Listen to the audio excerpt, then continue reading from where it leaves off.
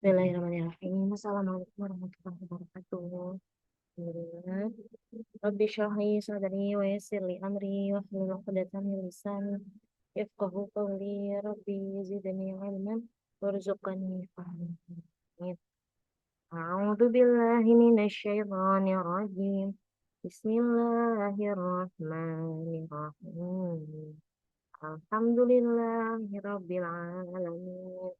Ar-Rahmanir-Rahim. Maliki yaumiddin.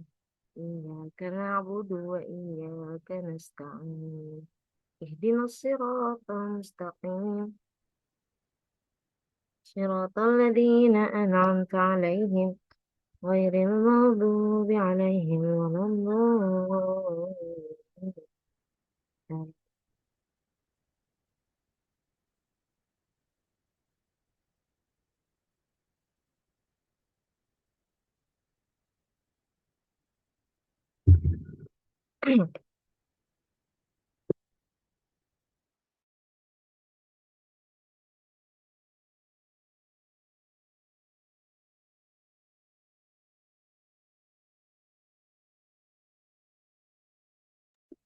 Bismillahirrahmanirrahim.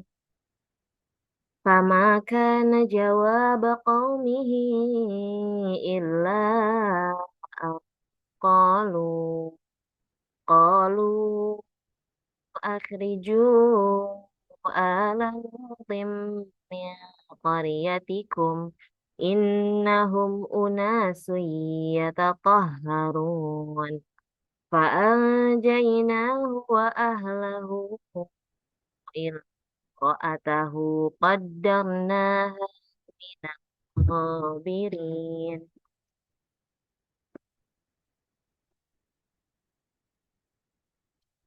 وأمطرنا عليهم مطرا فساء مطر المنذرين قل الحمد لله وسلام على عباده الذين اصطفى الله خير أما يشركون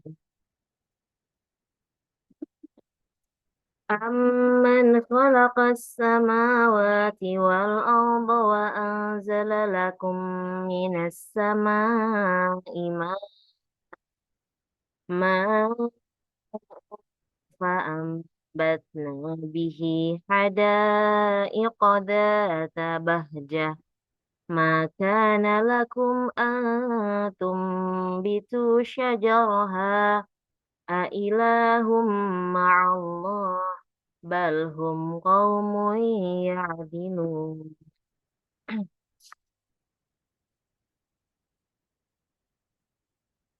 أمن جعل الأرض قرارا وجعل خلالها أنهارا وجعل رواسي وجعل بين البحرين حاجزا أإله مع الله بل أكثرهم لا يعلمون أمن يجيب المضطر إذا دعاه ويكشف السوء ويجعلكم خلفاء الأرض أإله مع الله قليلا ما تذكرون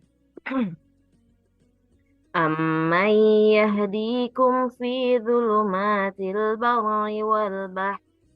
والبحر ومن يرسل الرياح بشرا بين يدي رحمته أإله مع الله تعالى الله عما يشركون أمن يبدأ الخلق ثم يعيده ومن يرزقكم من السماء والأرض أإله مع الله قل هاتوا برهانكم إن كنتم صادقين قل لا يعلم من في السماوات والأرض الغيب إلا الله وما يشعرون أيان يبعثون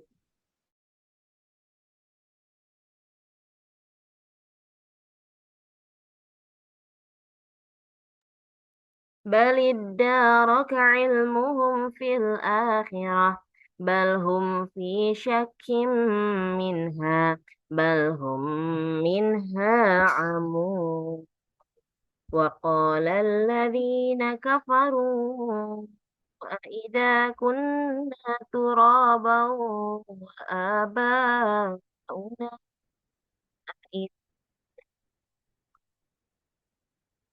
لقد وعدنا نحن وآباؤنا من قبل إن هذا أساطير الأولين قل سيروا في الأرض فانظروا كيف كان عاقبة المجرمين ولا تحزن عليهم ولا تكن في ضيق مما يمكرون ويقولون متى هذا الوعد إن كنتم صادقين قل عسى أن يكون ردف لكم بعض الذي تستعجلون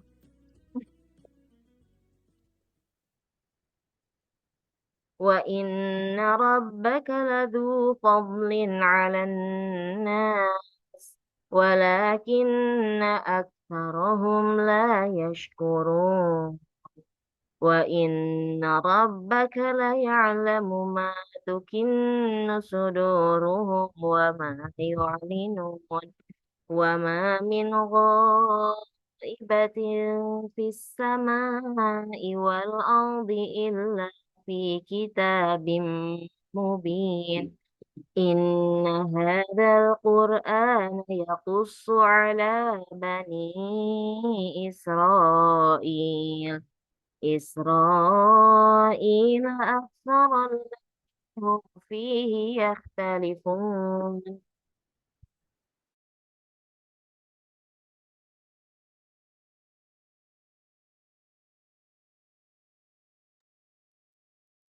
وإنه لهدى ورحمة للمؤمنين إن ربك يقضي بينهم بحكمه وهو العزيز العليم فتوكل على الله إنك على الحق المبين إنك لا تسمع الموتى ولا تسمع الصم الدعاء إذا ولوا مدبرين وما أنت بهاد العمي عن ضلالتهم إن تسمع إلا من يؤمن بآياتنا فهم مسلمون وإذا وقع القول عليهم أخرجنا لهم دابة من الأرض تكلمهم أن الناس كانوا بآياتنا لا يوقنون ويوم نحشر من كل أمة فوجا ممن يكذب بآياتنا فهم يوزعون حتى إذا جاء قال أكذبتم بآياتي ولم تحيطوا بها علما أم ماذا كنتم تعملون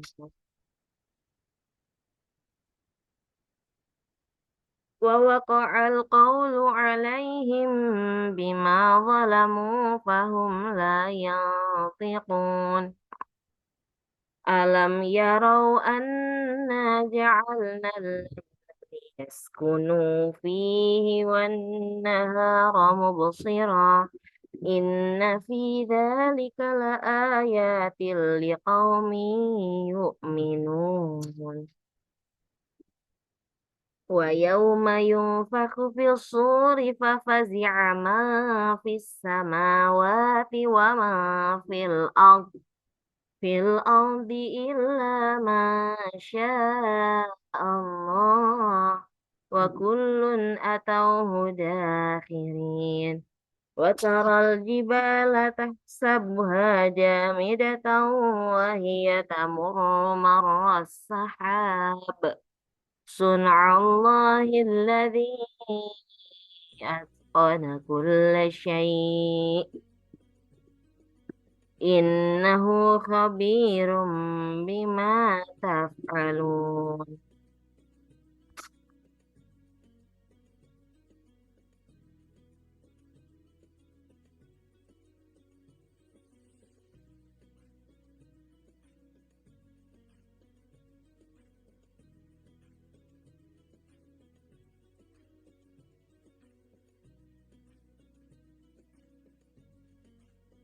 من جاء بالحسنة فله خير منها وهم من فزع يومئذ آمنون ومن جاء بالسيئة فكبت وجوههم في النار هل تجزون إلا ما كنتم تعملون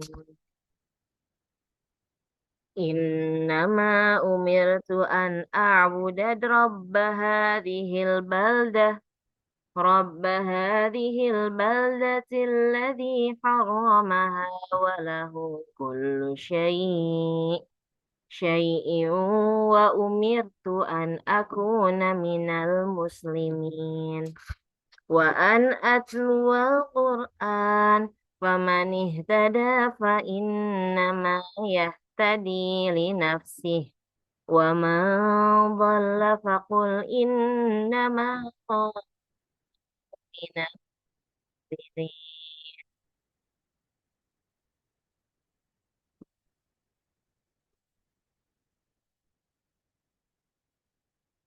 وقل الحمد لله سيريكم آياته فتعرفونها وما ربك بغافل عما تعملون.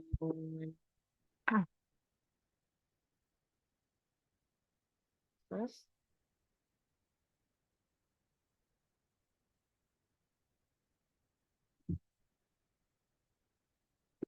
Bismillahirrahmanirrahim. Qad sim mim. Tilka ayatul kitabil mubin. Natlu alaika min naba'i Musa wa Fir'auna bil haqqi liqaumin yu'minun. Inna Fir'auna ala fil ardi wa ja'ala ahlaha شيعا يستضعف طائفة منهم يذبح أبناءهم ويستحيي نساءهم إنه كان من المفسدين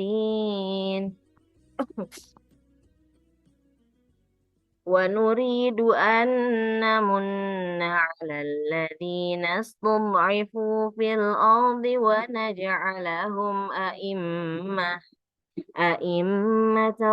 ونجعلهم الوارثين ونمكن لهم في الأرض ونري فرعون وهامان جنودهما منهم ما كانوا يحذرون وأوحينا إلى موسى أرضعيه فإذا خفت عليه فألقيه في اليم ولا تخافي ولا تحزني إنا رادوه إليك وجاعل من المرسلين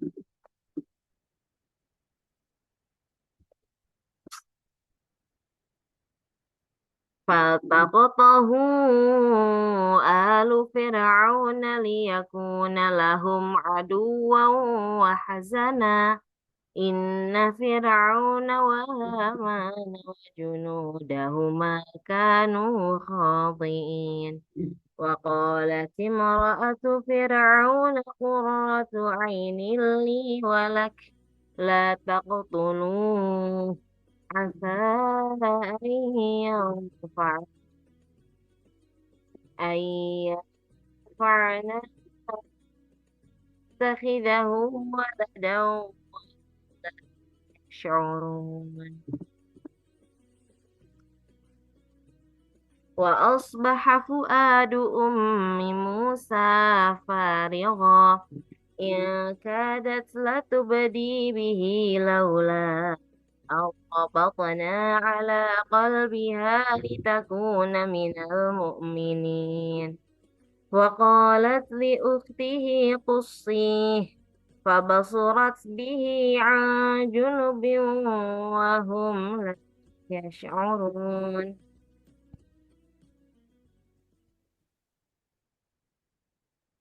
وحرمنا عليه المراضع من قبل فقالت هل أدلكم على بيت أهل بيت يكفلونه لكم وهم له ناصحون فرددناه إلى أمه كي تقر عينها ولا تحزن ولتعلم أن وعد الله حق ولكن أكثرهم لا يعلمون ولما بلغ أشده واستوى آتيناه حكما وعلما وكذلك نجزي المحسنين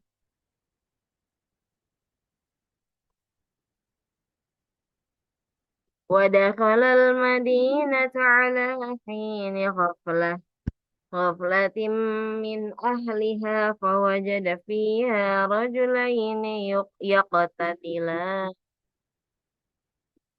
هذا من شيعته وهذا من عدوه فاستغاثه الذي من شيعته على الذي من عدوه فوكزه موسى فقضى عليه قال هذا من عمل الشيطان إنه لكم إنه عدو مضل مبين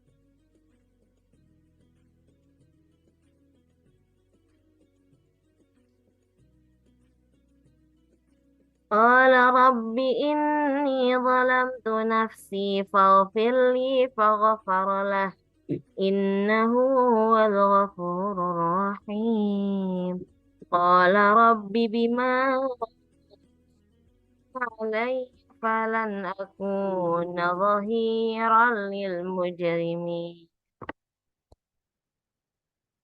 فأصبح في المدينة خائفا يترقب فإذا الذي استنصره بالأمس يستصرخه قال له موسى قال له موسى إنك لغوي مبين فلما أن أراد أن يبطش بالذي هو عدو لهما قال يا موسى تريد أن تقتلني كما قتلت نفسا بالأمس إن تريد إلا تكون جبارا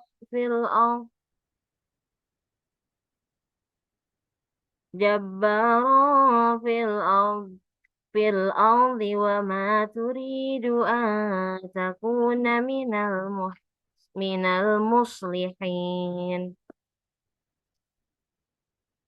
وجاء رجل من أقصى المدينة يسعى قال يا موسى إن الملأ يأتمرون بك ليقتلوك فاخرج إني لك من الناصحين.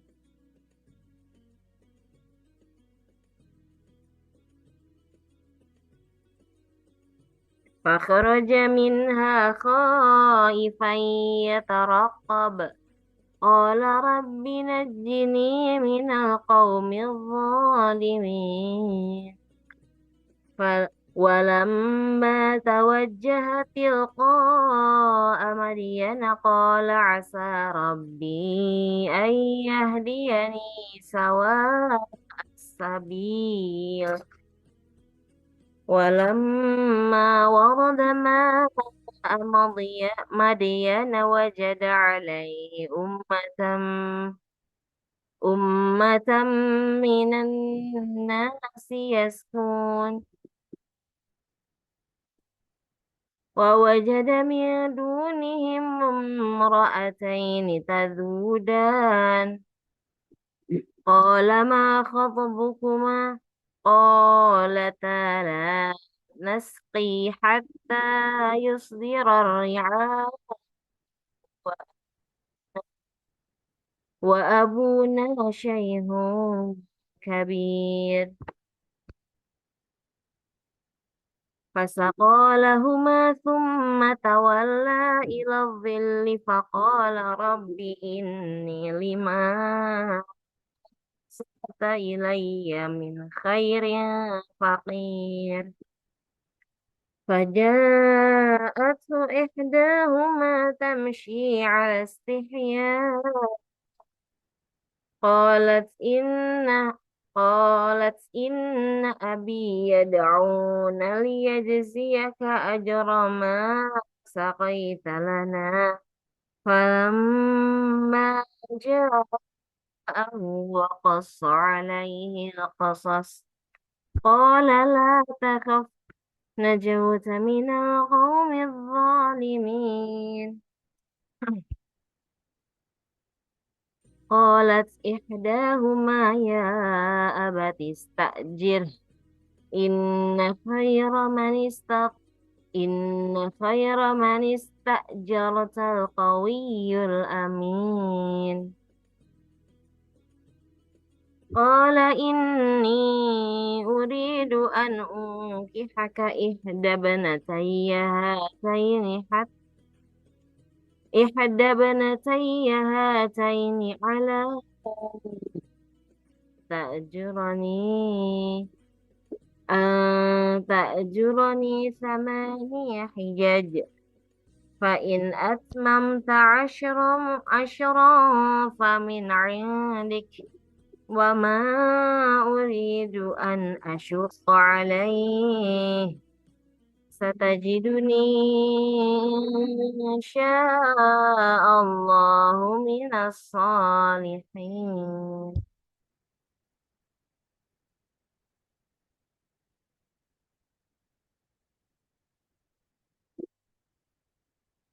قال ذلك بيني وبينك أيما الأجلين قضيت فلا عدوان علي والله على ما نقول وكيل. فلما قضى موسى الأجل وسار بأهله آنس من جانب الطور نارا قال لأهلهم امكثوا إني آنست نارا نارا لعلي آتيكم من بخبر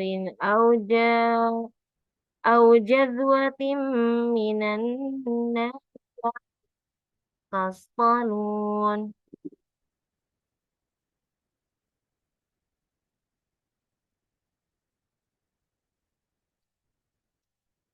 فلما أتاها نودي من شاطئ الوادي الأيمن في البقعة المباركة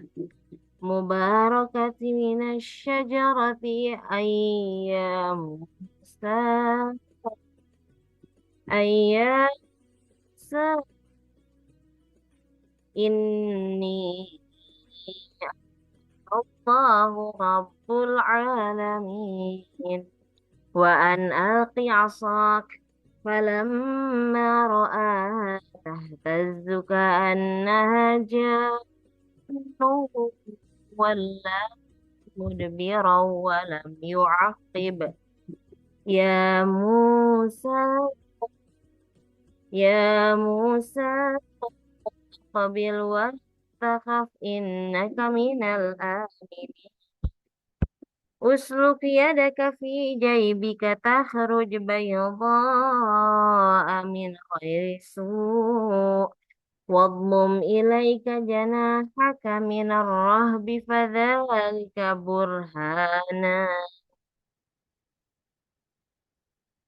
برهانان من ربك إلى فرعون وملئه إنهم كانوا قوما فاسقين قال رب إني قتلت منهم نفسا فأخاف أن يقتلون وأخي هارون هو أفصح مني لسانا فأرسله معي ردءا ويصدقني إني أخاف أن يكذبون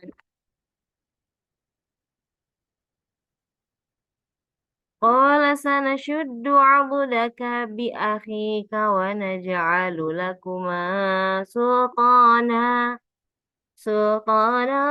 فلا يصلون إليكما بآياتنا أنتما ومن اتبعكما الغالبون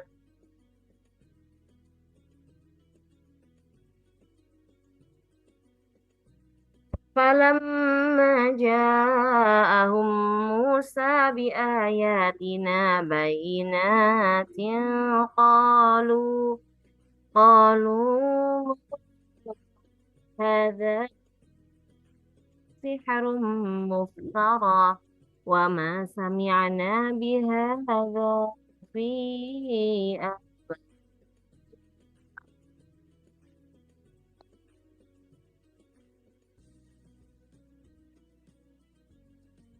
وقال موسى ربي أعلم بما جاء بالهدى من عنده ومن تكون له عاقبة الدار إنه لا يفلح الظالمون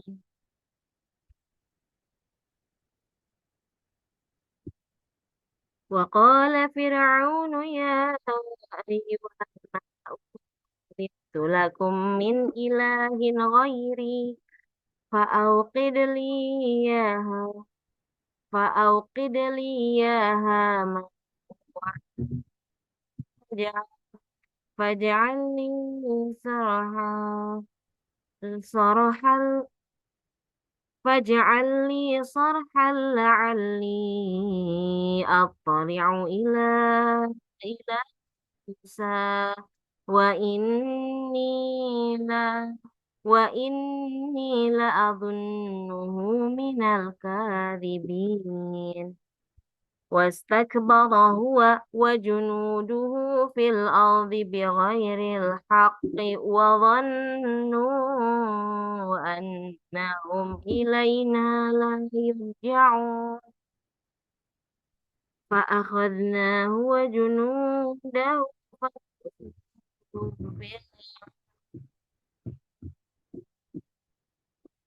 فانظر كيف كان عاقبة الظالمين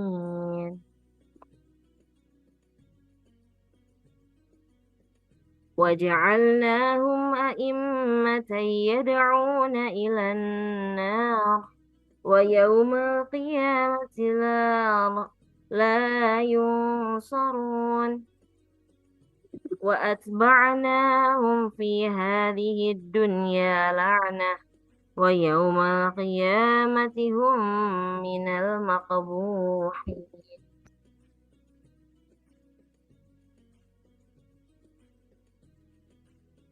ولقد آتينا موسى الكتاب من بعد ما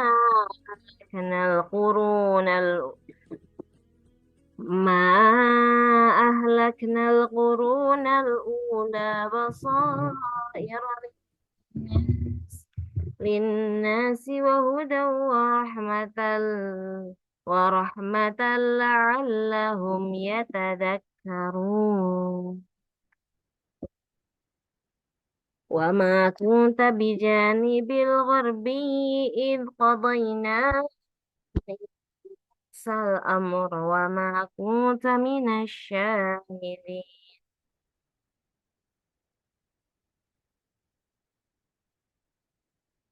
ولكننا أنشأنا قرونا فتطاول عليهم العمر وما كنت ثاويا في في أهل مدين تتلو عليهم آياتنا ولكننا كنا مرسلين وما كنت بجانب الطور إذ نادينا ولكن رحمة من ربك لتنذر قوما ما أتاهم من نذير من قبلك لعلهم يتذكرون ولولا أن تصيبهم مصيبة بما قدمت أيديهم فيقولوا ربنا لولا أرسلت إلينا رسولا فنتبع آياتنا ونكون من المؤمنين فلما جاء الحق من عندنا قالوا لولا أوتي مثل ما أوتي موسى أولم يكفروا بما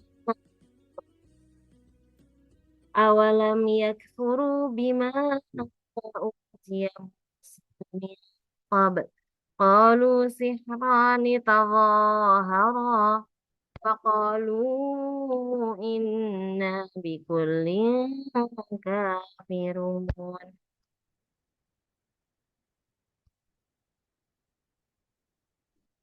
قل فأتوا بكتاب من عند الله هو أهدى منهما أتبعه إن كنتم صادقين فإن لم يستجيبوا فإن لم يستجيبوا لك فاعلم أنما يتبعون أهواءهم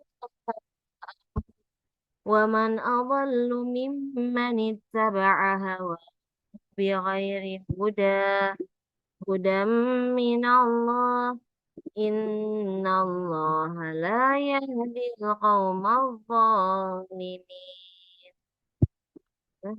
jus sampai jam 8.16.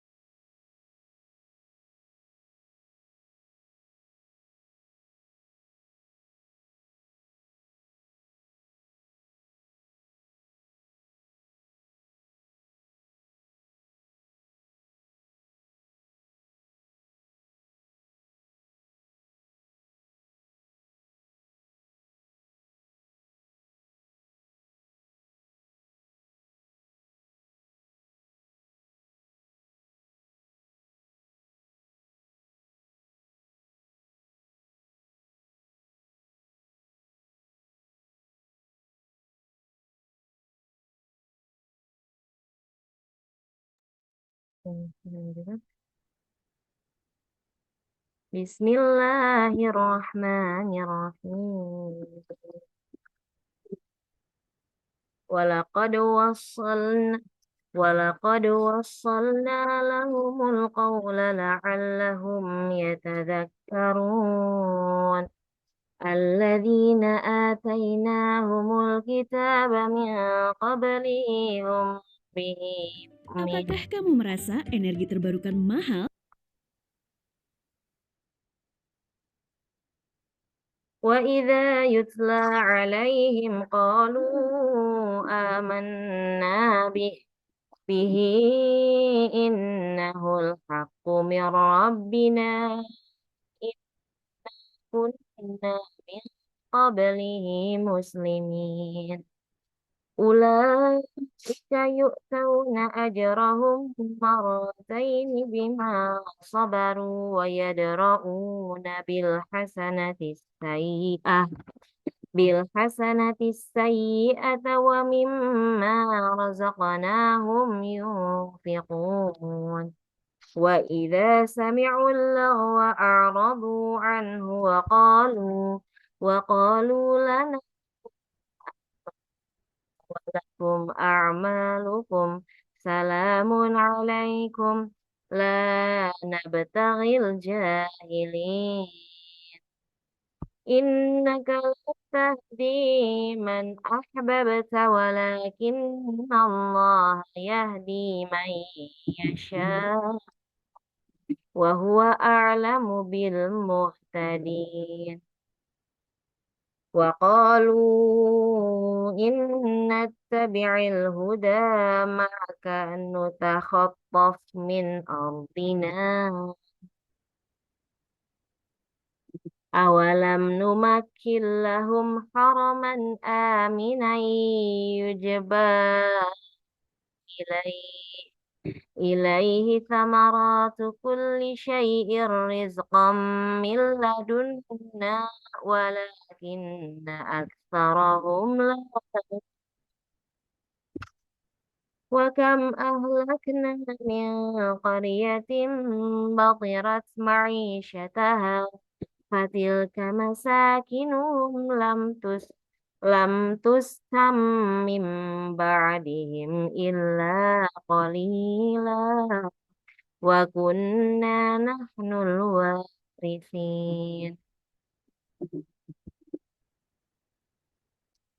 وما كان ربك مهلك القرى حتى يبعث في أمها رسولا يتلو عليهم آياتنا وما كنا مهلك القرى إلا وأهلها ظالمون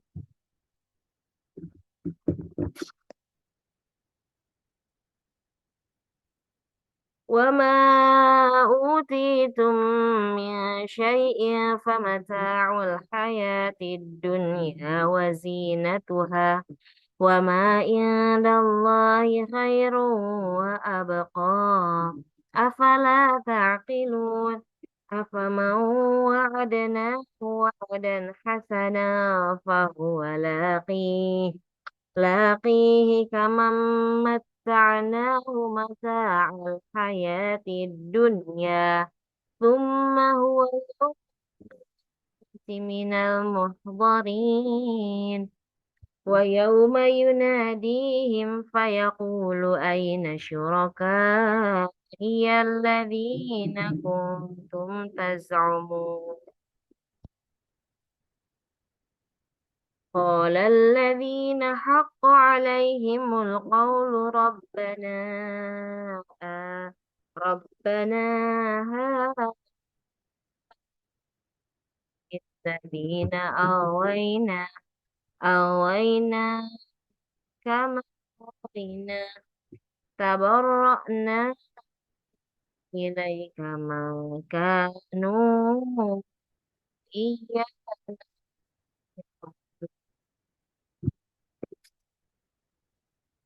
وقيل ادعوا شركاءكم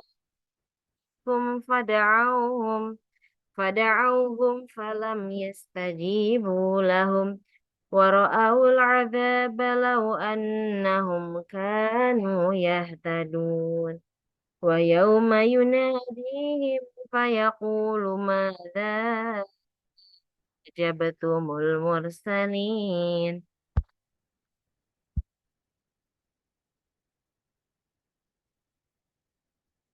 فعميت عليهم الأنباء الأنباء يومئذ فهم يتساءلون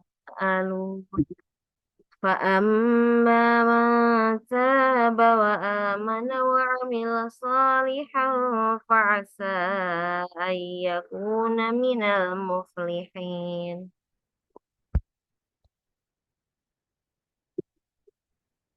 وربك يخلق ما يشاء ويختار ما كان لهم الخيرة سبحان الله وتعالى عما يشركون وربك يعلم ما تكن صدورهم وما يعلن وهو الله لا إله إلا هو في الأولى والآخرة وله الحكم وإليه ترجعون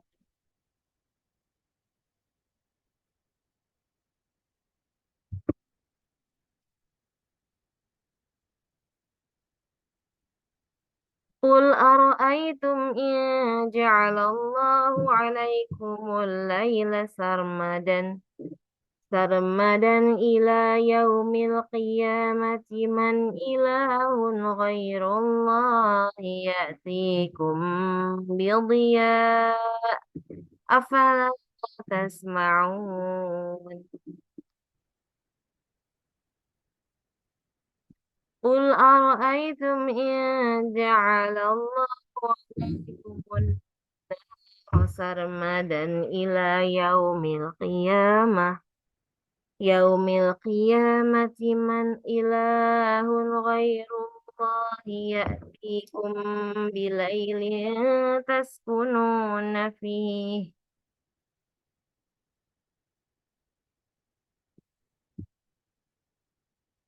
إله غير الله يأتيكم بليل تسكنون فيه أفلا تبصرون ومن رحمته جعل لكم الليل والنهار لتسكنوا فيه ولتبتغوا من فضله ولعلكم تشكرون ويوم يناديهم فيقول أين شركائي الذين كنتم تزعمون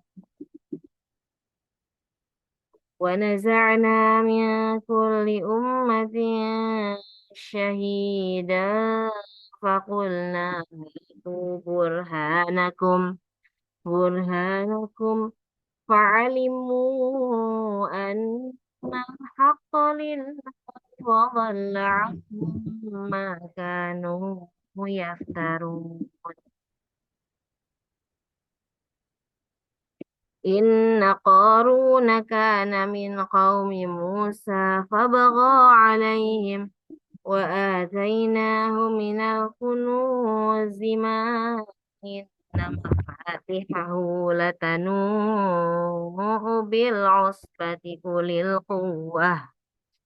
أولي القوة إذ قال له قومه لا تفرح إن الله لا يحب الفرحين وابتغ فيما آتاك الله الدار الآخرة ولا تنس نصيبك من الدنيا وأحسن أحسن كما أحسن الله لك ولا تبغ الفساد في الأرض إن الله لا يحب المفسدين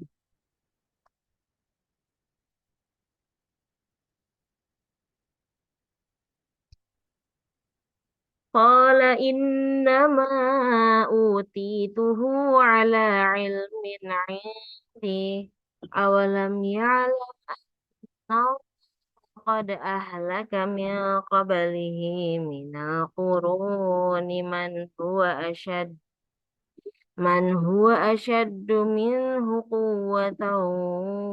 قوة وأكثر جمعا.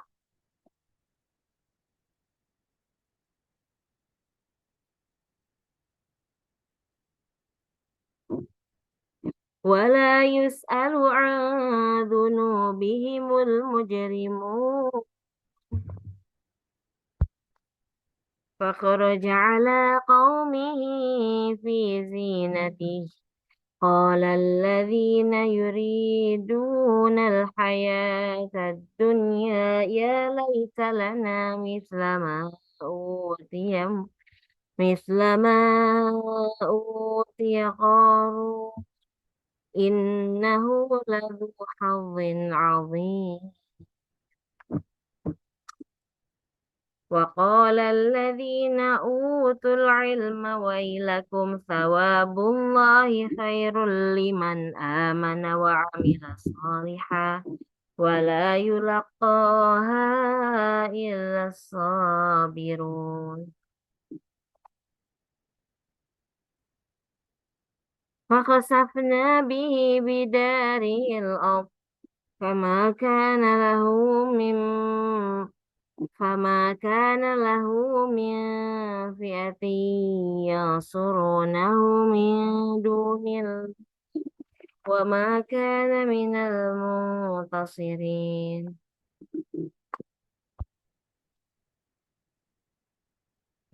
وأصبح الذين وأصبح الذين تمنوا مكانه بالأمس يقولون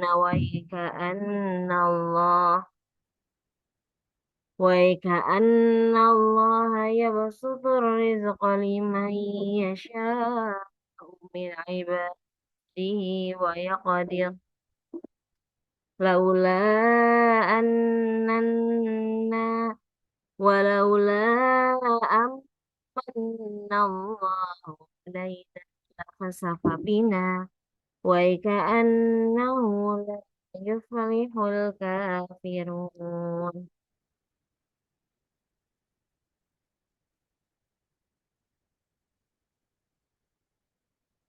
تلك الدار الآخرة نجعلها للذين لا يريدون علوا في الأرض ولا فسادا لا يريدون علوا في الأرض ولا فسادا والعاقبة للمتقين. من جاء بالحسنة فله خير منها ومن جاء بالسيئة فلا يجزى الذين عملوا السيئات إلا ما كانوا يعملون.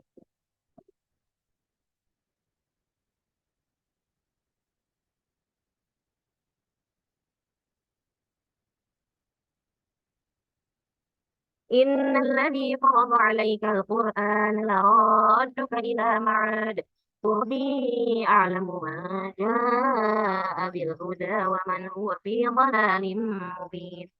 وما كنت ترجو أن يلقى إليك الكتاب إلا رحمة من ربك فلا تكونن ظهيرا للكافرين. ولا يصدنك عن آيات الله بعد إذ أنزلت إليك وادع إلى ربك ولا تكونن من المشركين. ولا تدع مع الله إلها آخر لا إله إلا كل كل شيء هالك إلا وجهه له الحكم وإليه ترجعون.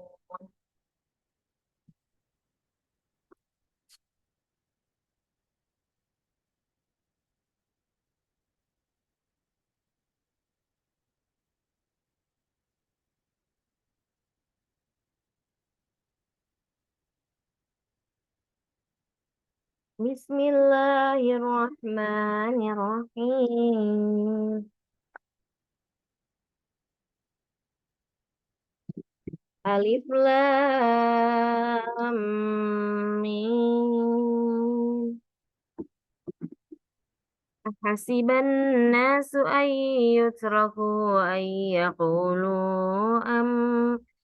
yaqulu amanna wa hum la yuftanun.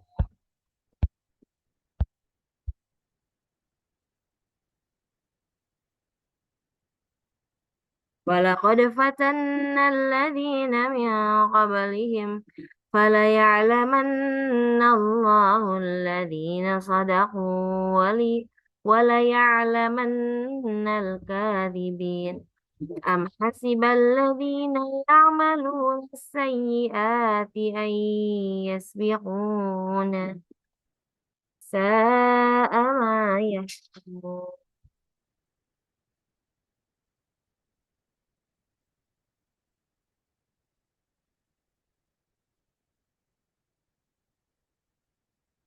من كان يرجو لقاء الله فإن أجل الله لآت وهو السميع العليم.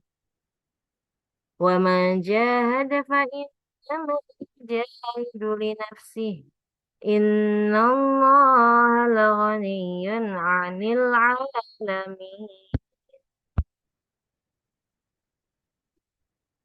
والذين آمنوا وعملوا الصالحات لنكفرن عنهم سيئاتهم ولنجزينهم أحسن الذي كانوا يعملون. ووصينا الإنسان بوالديه حسنا وإن جاهداك لتشرك بما ليس لك به علم فلا تطعهما. إلي مرجعكم فأنبئكم بما كنتم تعملون.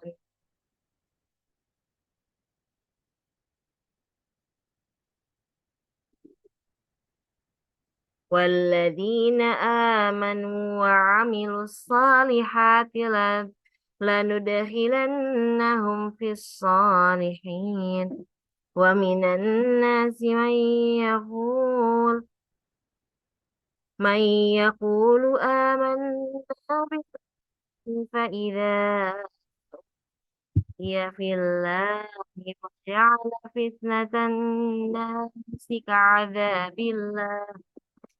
ولئن جاء نصر من ربك ليقولن إنا كنا معكم أوليس الله بأعلم بما في صدور العالمين.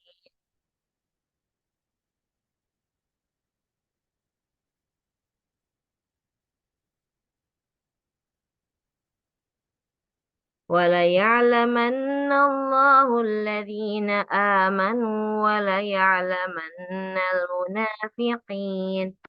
وقال الذين كفروا للذين اتبعوا سبيلنا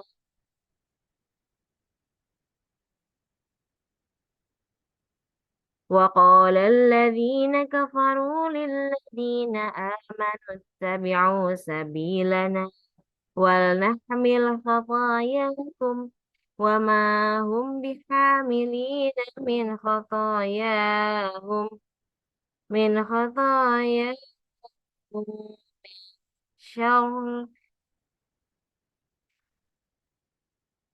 وما هم بحاملين من خطاياهم من شيء إنهم لكاذبون.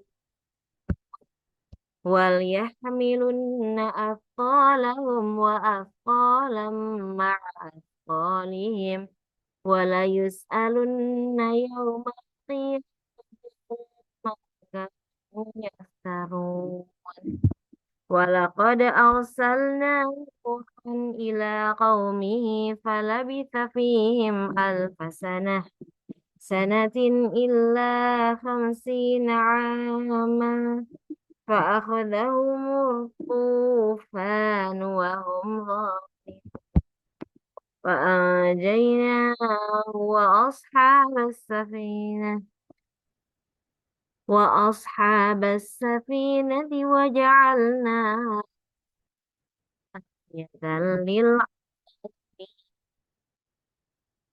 وإبراهيم إذ قال لقومه اعبدوا اتقوا ذلكم خير لكم ذلكم خير لكم إن كنتم تعلمون إنما تعبدون من دون الله أوثانا وتخلقون إفكا إن الذين تعبدون من دون الله لا يملكون لكم رزقا فابتغوا عند الله واعبدوه واشكروا له إليه ترجعون وإن تكذبوا فقد كذب من قبلكم وما على الرسول إلا البلاغ المبين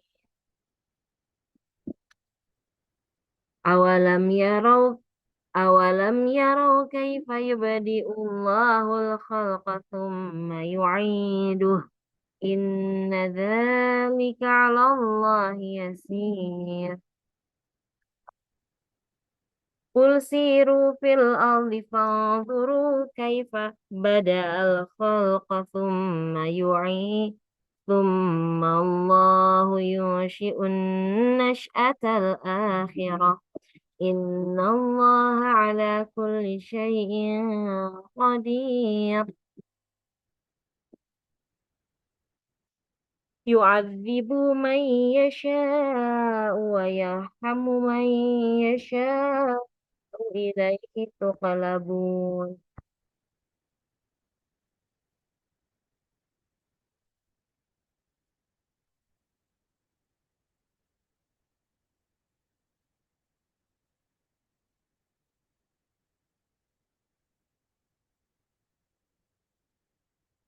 وما أنتم بمعجزين في الأرض ولا في السماء وما لكم من دون الله من ولي نصير والذين كفروا بآيات الله ولقائه أولئك يئسوا من رحمتي وأولئك لهم عذاب أليم فما كان جواب قومه إلا قالوا اقتلوه أو حرقوه فأنجاه الله من النار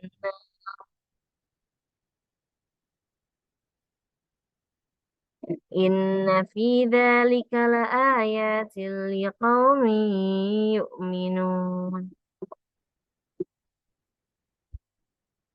وقال إنما اتخذتم من دون الله أوثانا مودة بينكم في الحياة الدنيا ثم يوم القيامة يكفر بعضكم ببعض ويلعن بعضكم بعضا ومأواكم النار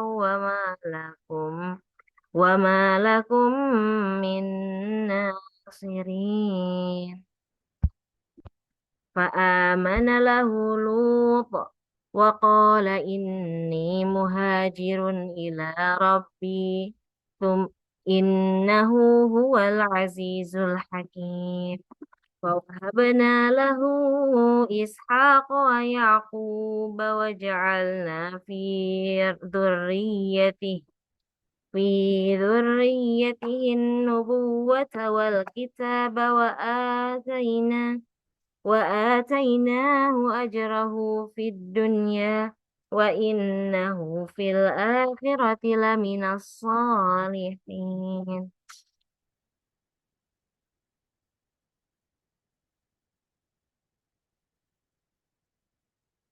ولوطا إذ قال لقومه إنكم لتأتون الفاحشة ما سبقكم بها من أحد من العالمين أئنكم لتأتون الرجال وتقطعون السبيل وتأتون في ناديكم المنكر فما كان جواب قومه إلا قالوا ائتنا بعذاب الله إن كنت من الصادقين.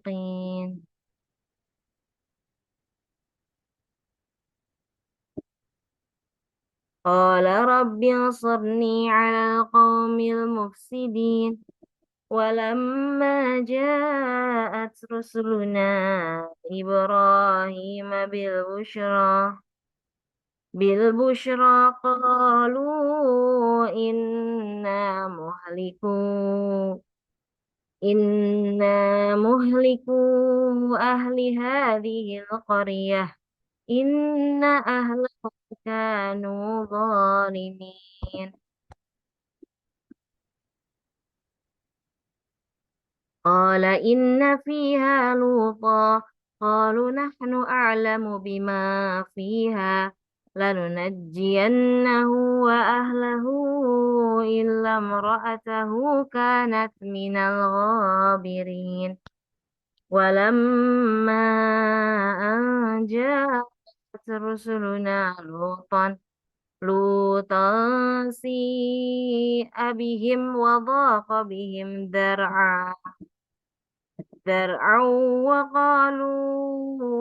وقالوا لا تخف ولا تحزن إنا منج إنا منجوك وأهلك إلا امرأتك كانت من الغابرين. إنا منزلون على أهل هذه القرية رجزا من السماء بما كانوا يفسقون ولقد تركنا منها آية بينة لقوم يعقلون.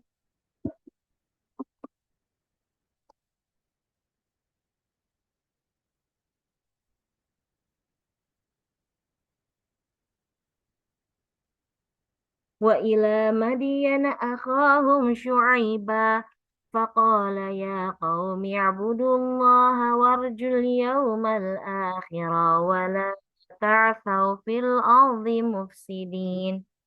فكذبوه فأخذتهم الرجفة فأصبحوا في دارهم جاثمين. وعادا وثمود وقد تبين لكم من مساكنهم وزين لهم الشيطان أعمالهم فصدهم عن السبيل وكانوا مستبصرين. وقارون وفرعون وهامان ولقد جاءهم موسى بالبينات فاستكبروا في الأرض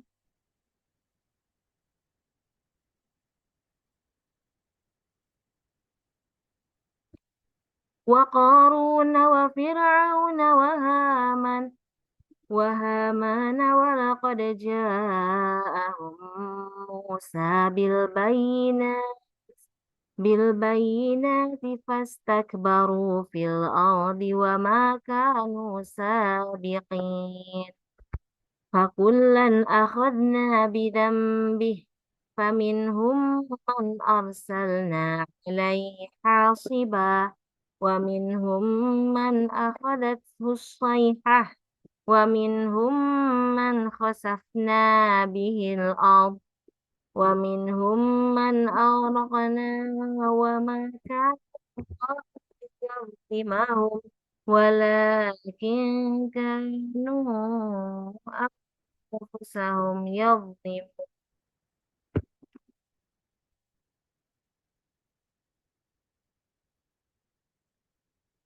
مثل الذين اتخذوا من دون الله أولياء كمثل العنكبوت اتخذت اتخذت بيتا وإن أوهن البيوت لبيت العنكبوت لو كانوا يعلمون إن الله يعلم ما يدعون من دونه من شيء وهو العزيز الحكيم وتلك الأمثال نضربها للناس وما يعقلها إلا العالم خلق الله السماوات والأرض بالحق إن في ذلك لآية للمؤمنين اتل ما أوحي إليك من الكتاب وأقم الصلاة إن الصلاة تنهى عن الفحشاء والمنكر ولذكر الله أكبر والله يعلم ما تصنعون صدق الله العظيم اللهم ارحمنا بالقرآن واجعله لنا إماما ونورا وهدى ورحمة اللهم ذكرنا منهم ما نسينا وعلمنا منهم ما جهلنا وارزقنا تلاوته آناء الليل وأطراف النهار واجعله لنا حجة يا رب العالمين الحمد لله رب العالمين هذه النعمة في كل نية صالحة بركة رسول الله صلى الله عليه وسلم بسم الله اللهم الفاتحة أعوذ بالله من الشيطان الرجيم بسم الله الرحمن الرحيم الحمد لله رب العالمين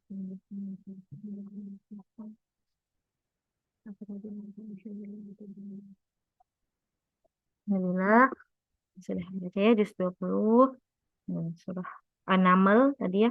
Hmm, Kata Allah, apakah Allah yang lebih baik atau apa yang kamu persekutukan dengannya? Atau siapakah yang telah menciptakan langit dan bumi, yang menurunkan air hujan dari langit untuk kamu? Kemudian kami tumbuhkan dengan air itu kebun-kebun yang indah, kamu tidak akan mampu menumbuhkan pohon-pohonnya. Apakah ada Tuhan yang lain yang kamu persekutukan dengan Allah? Bahkan mereka adalah orang-orang yang menyimpang. Itu ya, surah An-Naml ayat 59 sampai 60. Pada ini menjelaskan tentang keesaan Allah dan kekuasaannya ya dalam menciptakan alam semesta ini. Nah, Allah bertanya kepada orang-orang kafir, adakah yang lebih baik gitu? Tuhan yang lebih baik gitu. Atau kau persekutukan Allah dengan yang lain? Padahal Allah itu, nah dialah yang menciptakan langit dan bumi. Semuanya Allah lakukan, mengatur dengan tertib gitu ya. Semua yang ada di alam semesta ini Allah atur dengan sangat rapih dan tertib nih. Nah, maka Allah juga menekankan pada manusia bahwasanya manusia itu tidak akan mampu menumbuhkan pohon-pohonnya sendiri. Nah, kita misalnya dulu suatu ketika Nabi Musa itu sakit gigi ya pernah. Nah, dia cari obat segala macam nggak sembuh-sembuh. Akhirnya ada tumbuhan yang tumbuh di atas batu. Nah, akhirnya dia racik lah tuh, akhirnya sembuh. Suatu ketika kambuh lagi tuh sang giginya, dicari lagi tuh batu yang di atasnya tumbuh ada tanaman. Ketika diinin, kok nggak sembuh-sembuh, kok dulu saya sembuh. Dia lupa berdoa bahwasanya semua apapun itu, obat dan lain-lain itu hanyalah perantara. Yang menyembuhkan adalah Allah, ya. Jadi kita lagi-lagi ah, Allah, ya Allah, sembuhkanlah, izinkanlah gitu ya, melalui perantara obat ini, sembuhkanlah aku. Nah, gitu. Jadi semuanya ini hanyalah perantara. Nah, yang memberikan takdir baik maupun buruk itu adalah Allah. Jadi kita harus meminta langsung, memohonnya kepada Allah, gitu ya. Bahkan dulu tabib-tabib itu jarang sekali didatangi oleh pasien ya. Pada zaman Rasulullah itu ketika sakit, ada yang sakit, dia langsung berdoa kepada Allah. Kemudian banyak baca Al-Quran, banyak mengaji. Alhamdulillah diberikan kesembuhan. Apalagi ketika diteliti sholat tahajud ya pada sepertiga malam itu ternyata banyak sekali manfaatnya bagi kesehatan mental, fisik, pikiran, semuanya. Nah, itu ternyata obat alami ya. Bisa yang sakit stroke disarankan tahajud, banyak tahajud ya ternyata alhamdulillah dengan izin Allah sembuh ya. Ada yang punya tumor segala macam, ketika disarankan banyak tahajud. Karena tahajud itu sebelum ada sholat 5 waktu yang diwajibkan pertama kali adalah fatahajud. Itu di dalam Al-Quran ya. Tahajud dulu ternyata sepertiga malam. Kenapa? Karena orang-orang semua pada tidur, sepertiga malam itu waktu yang paling intens, waktu yang paling bagus ketika kita mendekat pada Allah ya. Karena malam itu lagi tenang-tenangnya gitu ya. Nah, itu bisa dimanfaatkan dengan sebaik-baik mungkin. Ya. Kemudian juga tadi dijelaskan dalam surah Al-Qasas. Dan kami kehendaki untuk memberi karunia kepada orang-orang teraniaya di bumi. Nah, kami jadikan mereka pemimpin dan kami jadikan mereka orang-orang yang mewarisi bumi. Menjelaskan bahwa untuk memberikan kemenangan kepada orang-orang yang teraniaya dan menjadikan mereka, maka Allah akan menjadikan mereka nanti para pemimpin. Bahwasanya itu adalah karunia, karunia yang Allah berikan bagi orang-orang yang teraniaya dan mereka lah yang akan mewarisi buminya Allah. Bahwasanya Allah ini memiliki kekuasaan untuk mengubah keadaan ya. Dulunya dia teraniaya. Dulu Pak orang-orang apa ya Arab itu adalah orang-orang yang teraniaya ya karena diserang oleh para kafir Mekah, kafir Quraisy, kafir Quraisy. Akhirnya menjadi para pemimpin di Madinah, pemimpin kita, pemimpin Islam yang kuat, yang tegas. Nah, maka kemenangan adalah bagi mereka yang sabar dan beriman. Kalau sekarang bagaimana? Gaza sampai habis tuh ya, dibombardir. Kemudian sekarang Iran juga saling perang. Nah, jadi tanda-tanda akhir zaman sudah banyak muncul ya. Banyak terjadi peperangan di mana-mana. Ukraina, lagi-lagi yang diserang adalah umat Islam. Gitu ya. Maka harus selalu kita meningkatkan keimanan kita dengan segala upaya doa ya. Hmm. Kalau saya kemarin juga dijelaskan kebanyakan dari penghuni neraka itu adalah perempuan. Kenapa? Karena perempuan itu gampang sekali tersulut, terhasut, gampang sekali dia eh, bawa arus ya. Apabila imannya itu dia nggak kuat. Nah, kalau misalnya waktu lagi haid gitu ya, oh, nggak sholat, nggak ngaji, misalnya, tapi boleh tadi melakukan banyak ibadah seperti puasa, seperti berdoa, sholawat ya, atau melantunkan uh, ayat yang mungkin dihafal, itu nggak apa-apa.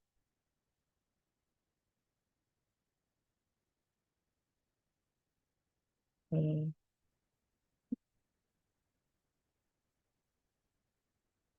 Itu juga di Qasas al itu banyak sekali ya tentang cerita-cerita eh, nabi-nabi semua, kisah Nabi Musa dan Fir'aun, Nabi Musa, ya.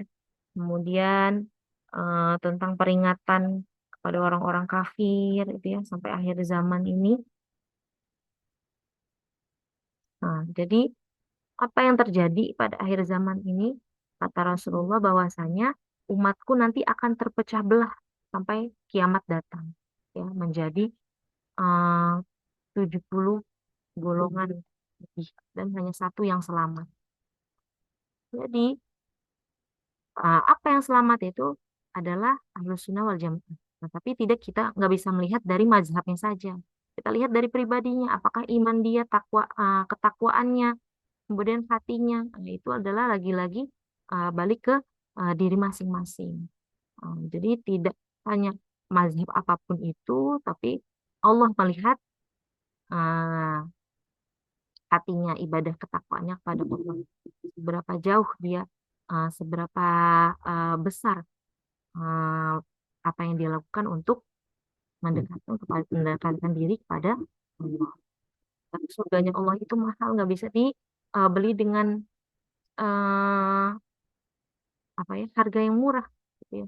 Apa kita perjuangkan perjuangkan yang sudah kita lakukan, pengorbanan apa saja gitu ya. Misalnya diberikan ujian sakit, apakah dia sabar sampai akhir hayat? Diberikan ujian ekonomi, apakah dia sabar? Apakah malah melakukan dosa seperti mencuri dan lain-lain? Nah, itu semua adalah ujian. Nah, Allah akan menilai seorang bukan hanya dari mazhabnya, tapi juga dari pribadinya, ya. Apa yang tersembunyi dalam hatinya.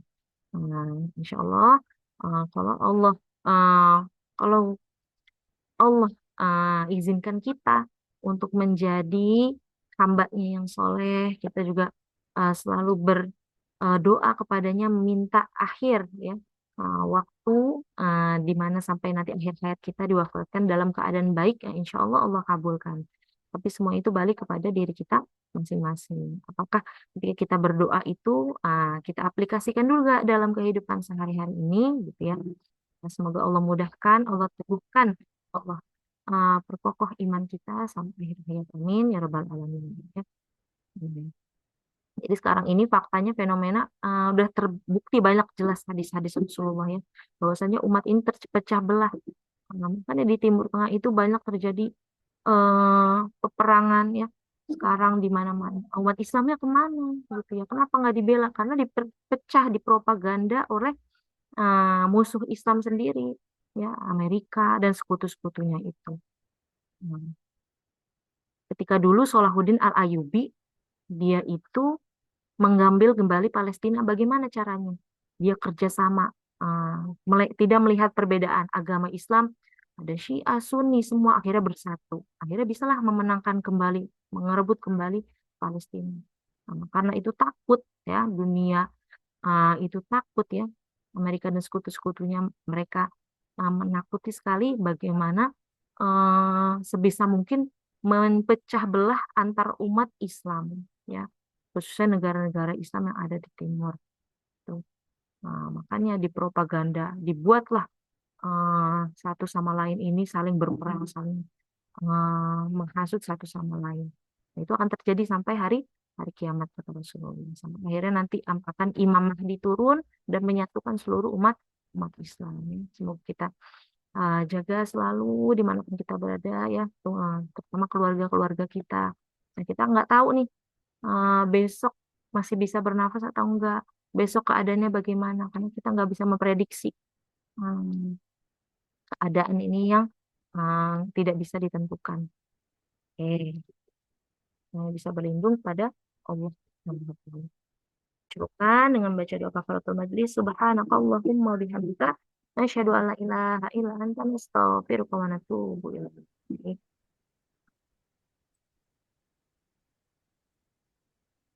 Saya dulu ya, boleh yang mau on cam silakan.